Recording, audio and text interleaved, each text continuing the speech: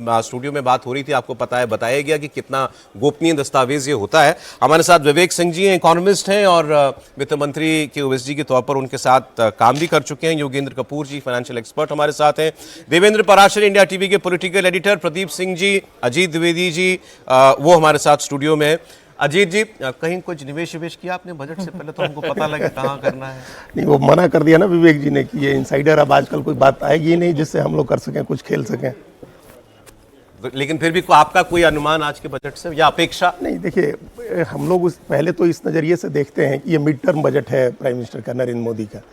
ये mid term budget है, तीसरा बजट है उनके इस कार्यकाल का। और इस मिड टर्म बजट के बाद इसी में अगर कोई बड़े पॉलिसी डिसीजंस लेने हैं, कोई अलोकप्रिय फैसला करना है, तो उसके लिए यही बजट है। इसके बाद वो उसकी संभावना कम होती जाएगी। अगले साल उत्तर प्रदेश सहित 7 राज्यों के चुनाव हैं और फिर उसके बाद आप चुनाव के मोड में जब जाने लगते हैं, जब आखिरी पूर्ण बजट होगा, उसके बाद आप नहीं कर सकते हैं, उसमें आप कुछ नहीं कर सकते हैं इस तरह के डिसीजंस। तो अगर कोई अलोकप्रिय फैसला होना है तो वो इसी में होना है।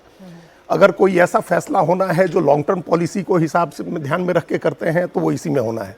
और 2-3 चीज़ें अभी की जो स्थिति है, जैसे एक स्थिति यह है कि हम लोगों ने यूरोपीय यूनियन के साथ जो फ्री ट्रेड डील किया है, उसके लिए देश को तैयार करना है। अगर हम लोग को मैन्युफैक्चरिंग सेक्टर को अगर मजबूत करना है, तो उसके लिए अगर कोई डिसीजन होना है, तो वो भी होना है।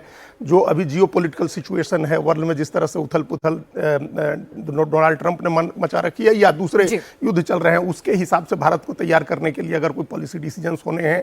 और ये सब इस कंस्टेंट, ये देखिए, एकदम तनी हुई रस्सी पर चलने की तरह का हम लोगों का बजट होता है हर बार। हम लोगों के इतने कंस्टेंट हैं, हम लोगों के लगातार आप देखिए कि नॉमिनल जीडीपी का जो हम लोगों का है वो लगातार कम होता जा रहा है। जो हम लोग अनुमान लगाते हैं वो लगातार कम होता जा रहा है। जीडीपी की स्पीड लोग कहते हैं कि बहुत बढ़िया है, 6.8 to 7.2 है, लेकिन नॉमिनल जीडीपी क्या हम 8% मान के चल रहे हैं कि 8% होगा। उसके हिसाब से हम कैलकुलेट करते हैं सारे कि टैक्स रेवेन्यूज क्या आएंगे। अगर टैक्स रेवेन्यूज उस तरह से नहीं आते हैं तो फिर या तो बोरोइंग करें या हम जो स्कीम्स में जो है वो कटौती करें। लेकिन जब आप स्कीम्स में कटौती करने जाते हैं तो आप डिफेंस अलॉटमेंट कम नहीं कर सकते हैं, आप सोशल डेवलपमेंट की स्कीम्स में कटौती नहीं कर सकते हैं, क्योंकि वो सब पॉलिटिक्स से जुड़े हुए हैं। और उसका शिकार क्या होता है कि आप हेल्थ में उस तरह से इन्वेस्ट नहीं कर पाते हैं। इकोनॉमिक सर्वे ने बताया कि फ्रीबीज से बहुत नुकसान हो रहा है। वो तो अभी इस बार कहा, पिछली बार कहा था कि बहुत अच्छा है, नहीं, लेकिन उसमें सीधा कहा स्किल्स भी खत्म हो रही हैं और जो पढ़ाई के लिए, रेलवे के लिए, हेल्थ के लिए पैसा नहीं बच रहा है। महिलाओं के लिए जो आवंटन, महिलाओं को जो स्कीम्स दी जा रही हैं, उसी में ऑलमोस्ट 2 लाख करोड़ रुपए सारे स्टेट्स दे रहे हैं। तो वही तो कंसर्न है कि पैसा नहीं बच रहा है। हम ये उसकी बात हम नहीं कर रहे हैं। हम ये कह रहे हैं कि जो उसमें आप नहीं कटौती कर सकते हैं, जो सोशल डेवलपमेंट की स्कीम्स है उसमें कटौती नहीं कर सकते हैं, उसमें आप ज्यादा करेंगे। नहीं, कटौती नहीं कर सकते हैं, नहीं कर सकते हैं। कमी, जो कमी होती है वो क्या होता है कि हेल्थ सेक्टर में उस हिसाब से नहीं बढ़ाया आपने आवंटन, एजुकेशन में नहीं बढ़ाया, R&D में नहीं बढ़ाया, और इसका लॉन्ग टर्म में बड़ा नुकसान होता है। तो इस तरह के अगर कोई फैसले करने हैं कि R&D में हमको पैसे बढ़ाने हैं, हेल्थ का बजट बढ़ाना है, चूंकि ये भी पोल्यूशन से निपटने के लिए अगर बजट में आप बढ़ोतरी नहीं करते हैं, ये एक बड़ा कंसर्न है। इस साल हम लोगों ने देखा कि किस तरह से हेल्थ पोल्यूशन को लेकर के समस्या हुई पूरे देश में। तो ईवी पर, इलेक्ट्रिक व्हीकल्स पर क्या आप बढ़ाते हैं, ग्रीन एनर्जी के लिए क्या करते हैं, जिस तरह से चाइना कर रहा है, या एनर्जी का जो दूसरे देश कर रहे हैं ग्रीन एनर्जी के लिए। तो पोल्यूशन एक बड़ा कंसर्न है। अभी कहा ना हम लोगों ने, गीता गोपीनाथ को हम लोगों ने सुना कि हमारे यहाँ किस तरह के कितने लाख करोड़ रुपए का नुकसान होता है पोल्यूशन की वजह से। तो ये सब चीजें ऐसी हैं जो बहुत पॉपुलर स्कीम्स नहीं होंगी, लेकिन देश में लंबे समय में देश को एक मजबूती देने के लिए ये जरूरी है। तस्वीर दिख गई निर्मला जी की, इसी फोटो अपॉर्चुनिटी की बात हम लोग कर रहे थे। अब वित्त मंत्री जो है यहाँ से राष्ट्रपति भवन जाएंगी, लेकिन उससे पहले वो जो एक पारंपरिक तस्वीर खिंचाने की एक परंपरा है, जिसमें टीम होती है वित्त मंत्री की, सभी लोग एक साथ बजट जब राष्ट्रपति के पास ले जा रही होती है वित्त मंत्री, उससे पहले एक फोटो अपॉर्चुनिटी होती है, तो वो तस्वीर आ गई है। तो उनकी डिजिटल डायरी यहाँ पर उनके हाथ में, और सभी लोगों को इंतजार है कि 11 बजे जब वो बजट भाषण देंगी तो इस डिजिटल डायरी, इस पिटारे में से, उनके इस बही खाते में से, जो मॉडर्न डिजिटल बही खाता है, उसमें से क्या कुछ निकलेगा, राहत कितनी आएगी और किस तरह का ये प्रोग्रेसिव बजट होने वाला है। बहुत इंपॉर्टेंट बजट है, तीसरा बजट मोदी सरकार के तीसरे कार्यकाल का, और पिछला 1 साल उसमें कई बड़े फैसले किए गए, पॉलिसी डिसीजंस हुए हैं, टैक्स में रिलीफ मिला है, जीएसटी की दरों में जिस तरीके से रैशनलाइजेशन किया गया है। तो सरकार का ये मानना है कि पिछले 1 वर्ष में लोगों पर जो है टैक्स का बोझ काफी कम हुआ है। क्या वो इस साल और बढ़ाया जा सकता है उसका दायरा, ये हमें देखना होगा। और वित्त मंत्री आज एक रिकॉर्ड क्रिएट कर रही हैं। 9वीं बार लगातार देश के किसी भी वित्त मंत्री के द्वारा पेश किया जाने वाला ये बजट होगा। और यहाँ पर यह भी देखना होगा कि इस बजट में, क्योंकि जिस तरह के मौजूदा हालात हैं, जियोपॉलिटिकल कॉन्फ्लिक्ट्स की जो हम बात कर रहे थे, हिंदुस्तान भी उससे छूता नहीं रहा है, तो ऑपरेशन सिंदूर अभी पॉज है और जिस तरह की हालात अभी बन रहे हैं, तो उस लिहाज से डिफेंस सेक्टर को इस बजट में क्या कुछ मिलता है, कितना एलोकेशन उनका इंप्रूव रहता है, इस पर भी सभी की निगाहें टिकी रहने वाली हैं। वो लगातार बढ़ रहा है, मांग होती है 3% जीडीपी कम से कम एलोकेट किया जाए रक्षा क्षेत्र के लिए। देखते हैं आगे आज बजट में क्या उस दिशा में भी कुछ बड़ा फैसला होता है। योगेंद्र जी, कोई आपकी अपेक्षाएं हो, क्या पता सुनी लें वित्त मंत्री? देखिए, सबसे पहले मैं ये कहना चाहूँगा कि अगर हम 2026 को देखें तो मैं ये मानता हूँ कि वर्ल्ड जो है वो एक अनसर्टेनिटी और वॉलेटाइल एनवायरनमेंट जो हम सब ने 2025 में देखा, उससे अब सर्टेनिटी की तरफ जो है नज़र आएगा जाता हुआ। और इस पर्सपेक्टिव में मैं मानता हूँ कि इंडिया के लिए बहुत ज़रूरी है कि मेजर पॉलिसी डिसीजंस इस तरीके के लिए जाएं कि जिसमें आप ज़्यादा से ज़्यादा पैसा लोगों के हाथ में ला सकें और उसके साथ साथ प्राइवेट इन्वेस्टमेंट जो है उसको जो है प्रोपेल कर सके। क्योंकि देखिए, कंट्री के अंदर अगर हम देखें जिस पेस से प्राइवेट इन्वेस्टमेंट को ग्रो करना चाहिए था, वो उस पेस से नहीं ग्रो करा है। तो इसके लिए बहुत ज़रूरी है कि गवर्नमेंट को एक इनोवेटिव वेज क्रिएट करने पड़ेंगे, साधन। और उसमें स्पेसिफिकली मैं ये मानता हूँ कि आज के दौर में स्मॉल एंड मीडियम एंटरप्राइजेस जो हैं उनको आपको टैक्स कंसेशंस और इंसेंटिव्स देना बहुत ज़रूरी है। क्योंकि देखिए, अगर आप ऐसा करेंगे तो आपके मल्टीपल ऑब्जेक्टिव्स जो है पूरे होते हैं, जॉब क्रिएशन जो है वो क्रिएट होता है और उसके साथ साथ आपके जो यूटिलाइजेशन ऑफ जो रिसोर्सेज हैं उनका ऑप्टिमम यूटिलाइजेशन होता है। तो मेरा ये मानना है कि इस बजट में हम ये ज़रूर देखना चाहेंगे कि गवर्नमेंट जो है वो प्राइवेट इन्वेस्टमेंट जो है उसको ग्रो करने के लिए जो है इंसेंटिव्स जो हैं वो दें। और उससे हम ये देखेंगे कि ओवरऑल जो है हमारी इकोनॉमी के अंदर जो है, जो खासकर मैन्युफैक्चरिंग सेक्टर है जिसके अंदर ग्रोथ प्राइम मिनिस्टर भी कहते हैं टाइम एंड अगेन कि उसके अंदर ग्रो करना बहुत ज़रूरी है। क्योंकि वही एक मेजर एवेन्यू है जिसमें लार्ज स्केल एम्प्लॉयमेंट जो है क्रिएट होगा। तो उस एरिया में मैं मानता हूँ कि we should look forward towards 25% का टारगेट रखकर सरकार चलती है। अभी मौजूदा शायद 16 या 17% के इर्द गिर्द हम अभी फिलहाल घूम रहे हैं। तो यहाँ पर एक जो मेजर कंसर्न यहाँ पर लीजिए कि यहाँ पर देखा गया कि आपने टैक्स रिबेट भी दे दिया, आपने साथ ही साथ जीएसटी के दायरे से बहुत सारी चीज़ों को बाहर कर दिया। उम्मीद ये थी कि थोड़ा पैसे का फ्लो जो है वो आएगा, बढ़ेगा हलचल, लेकिन एक्सपेक्टेशंस के मुताबिक नहीं हुआ। तो क्या कुछ फर्दर रिबेट्स मिल सकते हैं? देखिए, पिछले एक साल हम देखें और पिछले 7 साल में ही ऐसा हुआ है पोस्ट जीएसटी कि जो इनडायरेक्ट टैक्स है वो बजट के परव्यू के बाहर आके अब जीएसटी काउंसिल का परव्यू है। लेकिन अगर पिछला एक बजट ईयर हम देखें तो इनकम टैक्स में जो कंसेशन मिला वो तो है ही, जीएसटी में भी एक मेजर ओवरऑल हुआ जिसमें अधिकतर आइटम्स अब 5 या 0% पर है। उसके पहले बजट में जो स्टार्टअप्स पे एंजल टैक्स था वो भी हट चुका है। जो 3 मुख्य डिमांड्स थी, इनकम टैक्स पे आप रिलीफ दीजिए, जीएसटी कम कीजिए, स्टार्टअप्स के लिए एनवायरनमेंट सही कीजिए, जिसमें गवर्नमेंट को रेवेन्यू लॉस था तीनों में, वो तीनों काम हो चुके हैं। अच्छा, उसका इम्पैक्ट क्या हुआ? अगर आपने इकोनॉमिक सर्वे का हवाला दिया तो प्राइवेट कंजम्पशन डेफिनेटली बढ़ा है, जिसको हम PFC बोलते हैं, प्राइवेट फाइनल कंजम्पशन एक्सपेंडिचर। वो अभी लगभग 61% ऑफ द इकोनॉमी है, जो 2012 के बाद से सबसे ज़्यादा है। और बीच में याद कीजिए कि कोविड का एक बहुत डिफिकल्ट पीरियड भी रहा है। तो इससे ज़्यादा रेवेन्यू लॉस क्या सरकार बेयर कर सकती है, स्पेशली जब ग्लोबल एनवायरनमेंट इतना अनसर्टन है, मंदी की आहट है पूरे स्पेशली जब डिफेंस एक्सपेंडिचर पे हम ये बोलते हैं कि ऑपरेशन सिंदूर अभी पॉज हुआ है, ख़त्म नहीं हुआ है। तो मुझे लगता है कि जैसा भाई साहब ने कहा कि एक बहुत टफ बैलेंसिंग एक्ट होगा इस बार। लेकिन फिर भी मुझे टैक्स बढ़ने की तो कोई संभावना नहीं दिखती। राहत की संभावना नहीं है, तो यानी मुझे कि राहत की संभावना फिर भी हो सकता है कि छोटा मोटा मिले या कुछ मार्जिनल मिले, पर टैक्स बढ़ने की संभावना तो मुझे तो यहाँ पर राष्ट्रपति भवन के लिए वित्त मंत्री का काफिला जो है रवाना हो गया है। जो प्रोटोकॉल कहता है उसके मुताबिक राष्ट्रपति को कॉपी सौंपी जाएगी बजट की, उनसे मंजूरी ली जाएगी, फिर कैबिनेट से मंजूरी ली जाएगी और उसके बाद 11 बजे ये बजट पेश होगा। तो यहाँ पर काफिला वित्त मंत्री का रवाना होते हुए, और यहाँ ईवी कारें दिख रही हैं, तो बजट में उम्मीद है कि ईवी कारों को और ज्यादा प्रमोट करने के लिए कुछ और रियायतें हो सकती हैं, क्योंकि जिस तरह की उम्मीद सरकार ने जताई थी लगातार रिबेट्स देने के बावजूद भी उस तरह का कंजम्पशन जो है नहीं हुआ है इनका अभी भी। स्टूडियो में सीनियर जर्नलिस्ट अनंत विजय जी भी हैं। सर, स्वागत है आपका भी। आप बजट को पॉलिसी डॉक्यूमेंट के तौर पर देखते हैं या एक फाइनेंशियल रिपोर्ट के तौर पर?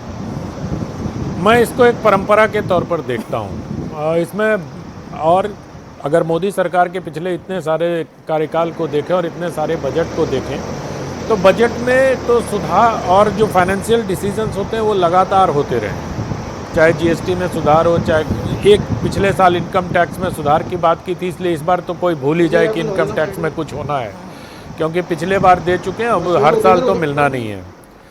तो मुझे लगता है कि इस बार के चुनाव, इस बार के बजट में मध्य वर्ग के लिए कुछ ना कुछ जरूर होगा। और जिस प्रकार से वैश्विक समझौते हो रहे हैं, जो फ्री ट्रेड डील एग्रीमेंट की अभी बात हो रही, तो बहुत दूर की कौड़ी है। अभी तो उसको यूरोपियन पार्लियामेंट से ही अप्रूव होना और देखना है कि अमेरिका के जो चमचे देश हैं वो उसको वीटो करते हैं या नहीं करते हैं। तो इस पर हमें अभी बहुत लहालोट होने की आवश्यकता नहीं है कि हमने बहुत बड़ा काम कर दिया। दूसरी बात, सरकार अगर इकोनॉमिक सर्वे को हम देखते हैं तो इकोनॉमिक सर्वे में संकेत अच्छे नहीं है इकोनॉमी को लेके। आप लगातार फ्रीबीज को लेके निशाने पे इकोनॉमिक सर्वे हमारा कहता है कि उसकी वजह से अस्पताल के लिए और स्कूलों के लिए धन मिलने में दिक्कत हो रही है। ये हमारा 2 दिन पहले इकोनॉमिक सर्वे कह रहे, इकोनॉमिक सर्वे। तीसरी बात, उसमें यह कहा गया कि सरकारी जो कंपनियां हैं, जो पीएसयू हैं, उसमें 76% को बेच देना चाहिए। तो ये सारे कठिन फैसले लेने हैं और ये सारे इस बजट में होंगे कि नहीं होंगे, ये देखने वाली बात होगी। मैं इसको लेकर थोड़ा चिंतित भी हूँ। यानी कड़वी दवाई कितनी होगी प्रदीप जी? प्रधानमंत्री बार बार कहते हैं कि भाई लॉन्ग पेंडिंग प्रॉब्लम्स का लॉन्ग टर्म सोल्यूशन जो है अब हमें निकालना होगा, वक्त आ गया है। तो क्या वो लॉन्ग पेंडिंग प्रॉब्लम्स जो है रिजॉल्व होंगी? कुछ टफ डिसीजंस आपको दिखते हैं लॉन्ग टर्म प्लानिंग के साथ? नहीं, अगर कोई टफ डिसीजंस लेने हैं सरकार को तो यही मौका है, कम से कम इस टर्म में आप कह सकते हैं। और केवल इसलिए नहीं कि ये तीसरा बजट है, इसलिए कि जो ग्लोबल एनवायरनमेंट है और हमारे सामने जो चैलेंजेस हैं और हमने जो लक्ष्य रखा है, इन 3 बातों को अगर आप ध्यान में रखें तो उसके लिए आधार तैयार करने का, नींव तैयार करने का समय ये बजट देता है। सबसे बड़ी बात है ईज़ ऑफ डूइंग बिजनेस। आज कोई अपना बिजनेस लगाना चाहे तो 8 से 10 महीने लगते हैं कम से कम। तो जो बाहर से आने वाला है, पैसा लगाने वाला है, उसको ये बात समझ में नहीं आती। इतने सारे आपको जो है वो क्लियरेंसेस लेने पड़ते हैं कि बहुत से लोग चले जाते हैं। और ये नरेंद्र मोदी के रहते हुए हो रहा है, ये और ज़्यादा आश्चर्यजनक है। हालांकि इसमें बहुत बड़ा रोल स्टेट गवर्नमेंट्स का होता है। जब चीफ मिनिस्टर थे नरेंद्र मोदी तो एक स्वीडन की कंपनी आई थी, वो इन्वेस्टमेंट करना चाहते थे गुजरात में कुछ, तो उन्होंने अपना प्रपोजल दिया। तो उन्होंने जिस शहर में या ज़िले में इन्वेस्टमेंट करना चाहते थे वो वहाँ के डीएम, वहाँ के एसडीएम, लेखपाल और पटवारी तक को बुला लिया, कहा 1 महीने यहीं रहोगे। जितने क्लियरेंसेस चाहिए इनको सब मिलना चाहिए। अगली बार आए, उन्होंने कहा हम अपना इन्वेस्टमेंट डबल करना चाहते हैं। तो ये जब तक स्टेट गवर्नमेंट जो है साथ नहीं चलेंगी, जो शुरू में प्रधानमंत्री ने बात कही थी कि देश तभी बढ़ेगा जब राज्य बढ़ेंगे, केवल केंद्र के प्रयास से नहीं होगा। राज्य सरकारों का खासतौर से ईज़ ऑफ डूइंग बिजनेस की बात करें तो उसमें बहुत बड़ा रोल होता है। और राज्य सरकारों के मामले में स्थिति यह है कि उनकी वित्तीय स्थिति ठीक नहीं है, वो कैसे ठीक हो। मेरा मानना है कि 2047 के हिसाब से और बातों को छोड़ दिए, सबसे बड़ा चैलेंज है जो नगरीय विकास है जी। ये सिटी डेवलपमेंट जो है ये बहुत बड़ी समस्या आने वाले समय में बनने वाला है। इसकी चेतावनी जो है इंदौर से मिली है। अभी दिल्ली में भी कुछ इलाकों में इस तरह के पानी की बात आ रही। तो जो सिटी डेवलपमेंट है, जो नगर निकाय हैं, वो उनको जिस तरह से काम करना चाहिए नहीं कर रहे। तो ये उम्मीद की जा रही कि इस बजट में उनकी वित्तीय स्थिति सुधारने के लिए कुछ कदम उठाए जाएंगे कि वो अपने संसाधन जुटा सके, केंद्र और राज्य सरकारें भी मदद करें। एक और बात जो इस बजट के बारे में रिपोर्टिंग में थी कि 2 पार्ट्स में बजट होता है, पार्ट ए, पार्ट बी। तो क्या है ये? इस बार कह रहे हैं कि ट्रेडिशन ब्रेक करते हुए पार्ट बी पर वित्त मंत्री का ज्यादा फोकस हो सकता है। उसको लेकर बहुत ज्यादा चर्चा सौरभ इस लिहाज से हो रही है कि पिछली बार भी हालांकि देखें तो पार्ट बी में क्योंकि इनकम टैक्स को लेकर बड़ा सुधार हुआ था तो उस पर बड़ा फोकस था। टैक्स संबंधी होता है कस्टम, हाँ, पार्ट बी टैक्स संबंधित होता है क्योंकि कस्टम को लेकर बहुत ज्यादा उम्मीद जताई जा रही है कि इस बार बड़े रिफॉर्म्स उसमें नजर आएंगे। इस बार के बजट के हिसाब से देखें तो 2 चीज़ों को लेकर बहुत ज़्यादा चर्चा है। एक तो कस्टम को लेकर, दूसरा बैंकिंग रिफॉर्म्स जो प्राइम मिनिस्टर बार बार इस बात को कहते हैं कि इंटरनेशनल स्टैंडर्ड के हिसाब से अपने बैंक बैंकों को तैयार करना है, तो उसके लिहाज से आप मान सकते हैं कि इस बजट में जो बड़ा टेक अवे होगा वो बैंकिंग रिफॉर्म्स और कस्टम, इन दो चीज़ों को लेकर होना है। और क्योंकि पार्ट बी में कस्टम को लेकर बड़े अगर सुधार करने होंगे तो समझा जा सकता है कि वित्त मंत्री के तौर पर निर्मला सीतारमण और ज़्यादा उसको एक्सप्लेन करना चाहें, ताकि ये समझ में आए कि अगर हम फ्री ट्रेड FTA की तरफ जा रहे हैं, फ्री ट्रेड एग्रीमेंट की तरफ जा रहे हैं, तो अपने आप को ओवरऑल एक कंट्री में ट्रेड के लिए हम कैसे तैयार कर रहे हैं। मैन्युफैक्चरिंग और ट्रेड, ये बड़ा फोकस नज़र आ रहा है और इस बार के बजट में भी वो दिखेगा। यानी जो लॉन्ग टर्म हम अपनी ग्लोबल इकोनॉमी के पैरेलल जिस तरह से अपने लिए काम करेंगे, उसका पूरा डिटेल विवरण जो है इस पार्ट बी में हमें बहुत हद तक मुमकिन है मिल सकता है। बिल्कुल। और यहाँ पे विवेक जी से एक चीज़ जरूर समझना चाहिए कि चाहे कोई कहे ना कहे, बजट पे पॉलिटिक्स का बड़ा असर रहता ही रहता है। पिछली बार बिहार चुनाव था तो मखाना बोर्ड दिख गया। इस दो चीज़ें, क्या बंगाल, तमिलनाडु, इस तरह की चीज़ों को लेके ज़्यादा उम्मीद नज़र आएगी, और दूसरी चीज़ की जो अपोजिशन रूल्ड स्टेट हैं उनके साथ भेदभाव की एक टेंडेंसी कहीं अंदर खाने रहती है। देखिए, एक बहुत कंसिस्टेंट कोई पैटर्न पकड़ना यहाँ मुश्किल है। पिछले बार बिहार चुनाव था तो हमें हो सकता है कि कुछ लोगों ने लिंक करके देखा होगा। उसके पहले बहुत सारे चुनाव थे जब हम एक्सपेक्ट करते थे कि इस चुनाव का मेंशन होगा बजट में या उस स्टेट का मेंशन होगा, वो मेंशन नहीं होता था। असम में पिछले बार एक कुछ प्रोजेक्ट, मुझे लगता है फर्टिलाइज़र फैक्ट्री अनाउंस हुई थी पिछले बजट में, जबकि असम चुनाव काफ़ी दूर था, और एक दो और स्टेट्स में स्पेसिफिक प्रोजेक्ट्स अनाउंस हुए थे। एक ओवरऑल टेंडेंसी जो मैंने 2019 से लेकर अभी तक देखी है कि धीरे धीरे एक जो पहले प्रचलन बना था कि हर स्टेट चाहता था पॉलिटिकली कि मेरा नाम बजट स्पीच में ज़रूर आए, वो ट्रेंड कहीं कुछ हद तक वित्त मंत्री ब्रेक करने में कामयाब रही है कि अब वो एक्सपेक्टेशन खत्म हो गई है कि आपने मेरे स्टेट का नाम नहीं लिया। ये वित्त मंत्री से रिक्वेस्ट होता था, रिक्वेस्ट एकदम होता था कि आप कम से कम एक बार नाम लीजिए। वो टेंडेंसी आप देखिए पिछले 4-5 साल में ऑलमोस्ट खत्म हो गई। अगर नाम नहीं भी आता है किसी स्टेट का तो पॉलिटिकल इशू नहीं बनता है, लेकिन उन स्टेट के नाम जरूर आ जाते हैं जिनमें चुनाव होने वाले होते हैं, उसको भी डिनाई नहीं कर सकते हम। इससे मैं एग्री नहीं करूंगा। पिछले बार बिहार का मेंशन था, लेकिन उसके पहले के 2 बजट्स ऐसे थे जिसमें पेंडिंग चुनाव थे लेकिन उन स्टेट्स का बहुत ज्यादा मेंशन नहीं था। तो हो सकता है बिहार एक्सेप्शन था, मैं तो ऐसा मानूंगा। तो पश्चिम बंगाल तो उससे भी बड़ा एक्सेप्शन होना चाहिए, क्योंकि वहां तो मतलब जीत के लिए पूरी ताकत झोंकी जाएगी। प्रदीप जी, आपको लगता है कि पश्चिम बंगाल के लिए कहीं ना कुछ ऐसा होगा कि जब चुनावी रैलियां हों तो वहां बताया जा सके कि देखिए क्या कुछ किया है हमने आपके लिए? नहीं, वहाँ तो दूसरी बात चल रही है कि केंद्र क्या कर रहा है और राज्य सरकार नहीं होने दे रही है। बिहार की आप बात कर रही हैं, बिहार में इसलिए संभव हो सका कि वहाँ एनडीए की सरकार थी, तो केंद्र में भी एनडीए, राज्य में भी एनडीए, तो यहाँ से जो घोषणा हुई वो इम्प्लीमेंट होना शुरू हो सकता है। पश्चिम बंगाल में ऐसा नहीं है, इसलिए मुझे नहीं लगता कि पश्चिम बंगाल स्पेसिफिक कोई बहुत बड़ी योजना की घोषणा होगी। जो घोषणा होनी थी वो कल गृह मंत्री कर आए हैं कि सरकार बनते ही कितना 45 दिन या इतने दिन में कहा कि जो है फेंसिंग हो जाएगी। तो पश्चिम बंगाल के चुनाव को नेशनल सिक्योरिटी की दृष्टि से देख रही है बीजेपी, और उसका मानना है कि पश्चिम बंगाल का डेवलपमेंट तब तक नहीं होगा जब तक टीएमसी की सरकार है, ममता बनर्जी मुख्यमंत्री है जी। तो इसलिए बजट के जरिए कुछ घोषणा कर देंगे, उससे चुनाव पर असर पड़ जाएगा, ऐसा मतलब अभी कम से कम अभी तो असर ना भी पड़ता हो सर, लेकिन लोग कोशिश तो करते थे कि बजट के जरिए कुछ इन्फ्लुएंस किया जाए। पार्टी है, पॉलिटिक्स नहीं करेगी तो क्या करेगी भाई? वो कोई मतलब हिमालय आए हुए लोग थोड़े हैं। अच्छा, मैं दिल्ली का चुनाव आप देखिए ना कि जब इनकम टैक्स रिबेट मिली थी तो उसमें काफी मोमेंटम में चेंज आ गया था। दिल्ली के चुनाव के लिए जब इनकम टैक्स रिबेट मिली थी तो उसका फैक्टर इन हुआ था। लेकिन ये कहना कि दिल्ली के चुनाव को देखकर जो है इनकम टैक्स की रिबेट दी गई, भाई सरकार की पॉलिसी की एक कंटिन्यूटी होती है।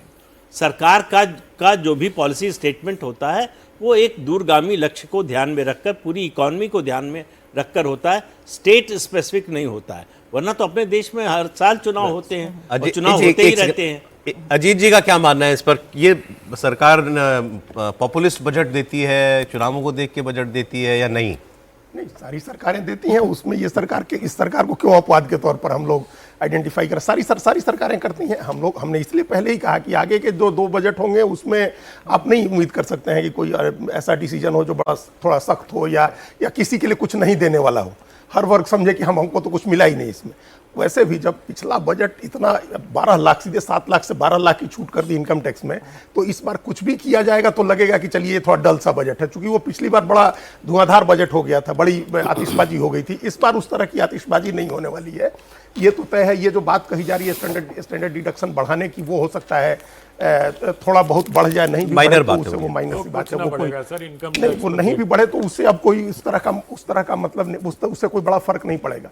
असली सवाल ये है कि देश को आप तैयार कर रहे हैं या कि नहीं कर रहे हैं। आप, हम लोग अभी बात कर रहे थे, अभी कहा पिनाज ने कि 25% का लक्ष्य लेके चल रहे हैं हम लोग मैन्युफैक्चरिंग का। शेयर मार्केट GDP खुल में। गई है और 350 अंकों की गिरावट वहां दर्ज हो गई है। अभी तो बजट आया नहीं है। नहीं, लेकिन इकोनॉमिक सर्वे के बाद, हाँ, इकोनॉमिक सर्वे के बाद, हाँ, तो वो भी उसका- फैक्टर इन उसको तो करना होगा। factor in जी कर जी, ही रहे हैं लोग। एब्सोल्युटली। तो ये 25 जैसे कह रहे हैं ना कि 25% हम लोग चाहते हैं कि मैन्युफैक्चरिंग का हो Target है। जीडीपी में टारगेट। तो ये जब आज से 7-8 साल पहले या 9 साल पहले जब मेक इन इंडिया आया था, उसका टारगेट था ये कि मेक इन इंडिया में ये कहा गया था कि हम लोग इसको, जो मैन्युफैक्चरिंग का जो कंट्रीब्यूशन है जीडीपी में, उसको हम लोग ले जाना चाहते हैं 25%। लेकिन वही रह गया, जहां 16-17 नहीं पड़ा के क्या आसपास है। विवेक जी, उतना ही रह गया जितना। हाँ, तो इतने वर्षों में कुछ नहीं हुआ। एक बात तो ये है। दूसरा, एग्रीकल्चर पर कहा गया इकोनॉमिक सर्वे में कि हम लोग की आधी आबादी एग्रीकल्चर पर डिपेंडेंट है, और पूरा योगदान कितना है, तो वो भी 20% से कम ही है। एग्रीकल्चर का योगदान भी 50% आबादी वहाँ और डिपेंडेंट है। और हम लोग जितना FTA वगैरह हुआ है, ये सब हुआ है, इसमें हम लोग, प्रधानमंत्री ने भी वो भी कह रहे थे उस दिन की, डाउन स्ट्रीम प्रोडक्ट्स हम लोग ज़्यादा भेजते हैं। हम लोग का एक्सपोर्ट डाउन स्ट्रीम प्रोडक्ट्स का है, जिसमें मरीन प्रोडक्ट्स हैं, एग्रीकल्चर से रिलेटेड प्रोडक्ट्स हैं। तो हम लोग, छोटी छोटी चीज़ें हैं, लेदर है, खिलौने हैं, कपड़े हैं, तो ये सब आ जाता है छोटे मैन्युफैक्चरिंग उसमें और एग्रीकल्चर में। अगर आप इन दो सेक्टर्स पर फोकस करते हैं, उसका आवंटन बढ़ता है, उसके लिए जो पॉलिसी डिसीजंस होते हैं, ईज ऑफ डूइंग बिजनेस का, और इन दोनों सेक्टर को अगर हम लोग इसलिए इस तरह से तैयार करते हैं आगे 5 साल 10 साल में कि इनका एक्सपोर्ट्स हम लोग बढ़ा सकें, तो हमारी आत्मनिर्भरता भी होगी। जो हम आज बहुत सारी चीज़ों के लिए चीन पर निर्भर हैं, वो निर्भरता तो तुरंत खत्म हो जाएगी अगर ये छोटी छोटी चीज़ें हम लोग के यहाँ होने लगती हैं तो। और हमारा एक्सपोर्ट, हम कैपिटल गुड के एक्सपोर्ट्स की तरफ बढ़ें।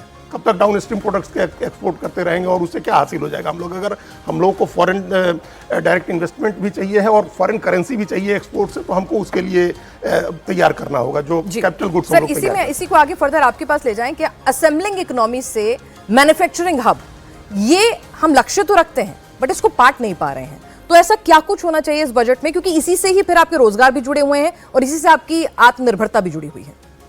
देखिए, जैसा प्राइम मिनिस्टर का भी विजन है कि अगर इंडिया को हमें एक नेक्स्ट लेवल ऑफ ग्रोथ पे लेके जाना है, और अगर हम डबल डिजिट ग्रोथ की तरफ देखते हैं, तो उसमें मेरा ये मानना है कि जो एक बहुत वीक एरिया रहा है इंडिया के अंदर, और उसके लिए मैं government as well as private sector दोनों को रिस्पॉन्सिबल मानता हूँ, वो ये है कि हम जो है रिसर्च एंड डेवलपमेंट में एक्सपेंडिचर नहीं करते हैं।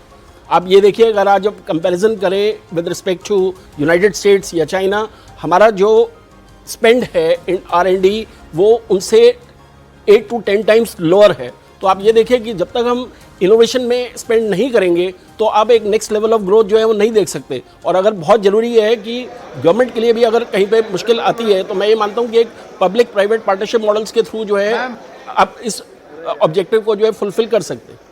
अरे, एक बात आप कह रहे थे अपने ओपनिंग रिमार्क में, निजी निवेश जो है वो नहीं आता उस अनुपात में जितनी अपेक्षा की जाती है। अच्छा, ये समस्या हम सालों से सुन रहे हैं, और सब सरकार हर साल तिजोरी खोले रहती है कैपिटल एक्सपेंडिचर में, इंफ्रास्ट्रक्चर के लिए इतने बड़े बड़े बिग टिकट अनाउंसमेंट्स होते हैं और काम भी बहुत हुआ है। क्या वजह है निजी निवेश नहीं आता?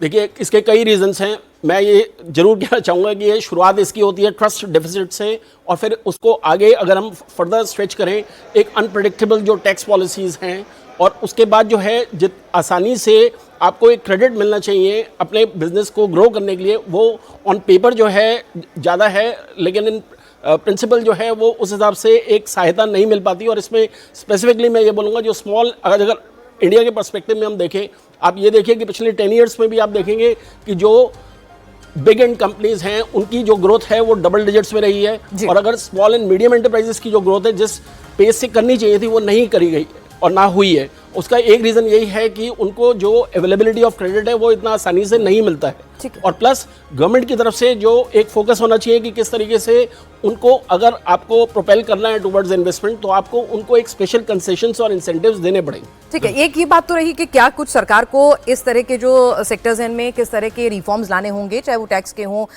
लोन ईज करना हो या तमाम फैसिलिटीज ईज करनी हो। लेकिन एक जो मेजर कंसर्न इकोनॉमिक सर्वे में दिखाया गया है कि जो डेमोग्राफिक डिविडेंड होता है, यानी कि जो हमारी युवा पॉपुलेशन है, उसको हम यूटिलाइज नहीं कर पा रहे हैं। स्किल एनहांसमेंट एक मेजर कंसर्न इकोनॉमिक सर्वे में शो किया गया है। देखिए, स्किल एडवांसमेंट जो है वो मंत्रालय खोलने से और किसी को मंत्री बना देने से नहीं होगा, उसके लिए ठोस जमीन पर काम करना पड़ेगा। अभी चर्चा हो रही थी कि जब मेक इन इंडिया का कार्यक्रम आया था उसी समय लगभग मुझे लगता है स्किल डेवलपमेंट को लेकर भी एक मंत्रालय बनाया गया था। क्या किया इस मंत्रालय ने? कागजों पर करने के अलावा प्रधानमंत्री के विजन को जमीन पर उतारने के लिए इस मंत्रालय ने क्या किया? 2-3 मंत्री देख लिए गए। जब तक मंत्रियों को जिम्मेदार नहीं बनाया जाएगा, तब तक अकाउंटेबिलिटी फिक्स नहीं होगी, तब तक ये सब चीजें। अब ईज ऑफ डूइंग बिजनेस में प्रदीप जी ने एक उदाहरण दिया कि सारे पटवारी को बुला के मुख्यमंत्री ने बैठा लिया। ये कितनी बार संभव है? हमें तो एक ऐसे वातावरण का निर्माण करना होगा जहां पटवारी एप्लीकेशन को उसी हिसाब से आगे कर दे।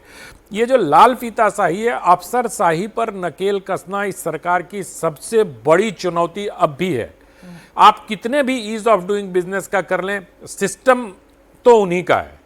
तो मुझे लगता है इस चुनौती से पार पाने के लिए कोई एक ऐसी कंडीशनिंग करनी होगी जिसको, जो बजट में तो नहीं आएगा, लेकिन बजट को जमीन पर उतारने के लिए ये आवश्यक होगा। और आज इतना मानिए कि आज तमिलनाडु, केरल और बंगाल को तो बम्पर घोषणा होगी। ये सब कहने की बातें हैं कि सरकार बड़ी उदार होती है और सबका नाम लेती है। सरकार के पिछले दिनों को कदमों को देखिए ना, मोदी सरकार के बारे में आकलन उनके पिछले उठाए कदमों से दिख जाता है। आप अभी देख लीजिए, अभी कितना देर गए माघ दिन 13 बाकी, एक कहावत है ना, अभी थोड़ी देर में पता चल जाएगा। तमिलनाडु के लिए बम्पर होगा, केरल के लिए बम्पर होगा, बंगाल के लिए बम्पर होगा। पिछली बार बिहार को 40,000 लोग तो गिनते हैं किस राज्य का नाम कितनी बार लिया वित्त मंत्री ने। नहीं, राज्य के नाम वाम के चक्कर में वो तो कॉस्मेटिक टिप्पणियां हैं। मैं तो वो देखता हूं जिसमें घोषणा होगी, आज तमिलनाडु को I am giving Tamil Nadu 20,000 crore for this scheme. वैसे ही बंगाल को भी दिया जाएगा। ऐसा नहीं है कि बंगाल को नहीं दिया जाएगा। सर देखते हैं, चलिए 1.5 घंटे का वक्त बाकी है।